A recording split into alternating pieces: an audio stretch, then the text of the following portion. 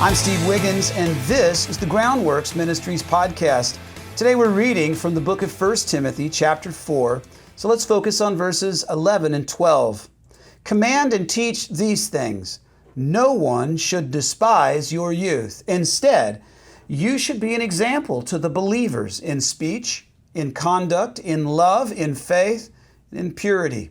1 Timothy chapter 4, verses 11 and 12. A few years ago, I got a call from my then 12-year-old son, Wyatt. He's much older now. But back then, he had just hit the age where he was attending night parties, right? You know the ones. Day parties include, birthday cake, a clown, who bends balloons. Night parties consist of pizza, louder music, and all your friends trying to look cool. It's a rite of passage. Anyhow, we got this call, right? Hello, my son says, hey, am I allowed to play the Halo video game?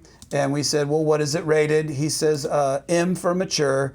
We say, okay, are you 18 years old? He says, no. And then we say, well, then no, you shouldn't play it.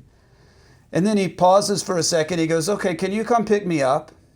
And I said, why? He said, because everybody's playing it and I'm alone and I'm bored. And we said, we'll be there in 10 minutes. So 10 minutes later, my wife and I showed up. We expected to see my son, moping by the curb, all the kids inside playing a video game he couldn't play. But that's not what we saw. We saw all the kids outside playing basketball. And then my son ran up to the car. He said, I told them I wasn't allowed to play that game, and they said that they would play basketball instead. When I was a kid, I never would have made that phone call to my parents. I would have just played the game and never said anything to mom and dad. And if I asked, I would have just simply lied if somebody said, hey, did you play that game? No, absolutely not. No remorse. That's just how I figured kids got by. Well, it wasn't the right attitude to have, but I never considered my parents to be on my side. My parents were the barrier, right, for me that stood between me and having fun. So whenever I went to someone else's house and their parents let them do stuff that mine wouldn't, well, I just did what I wanted.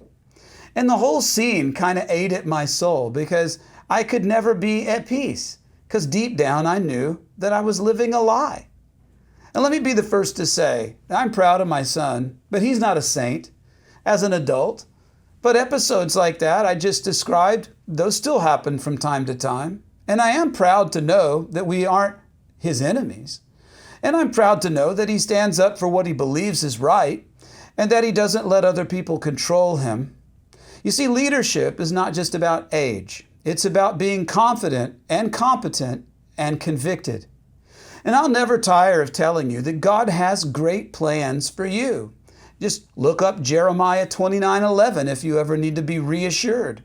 But stay the course, endure, and then receive what God has prepared for those who live faithfully.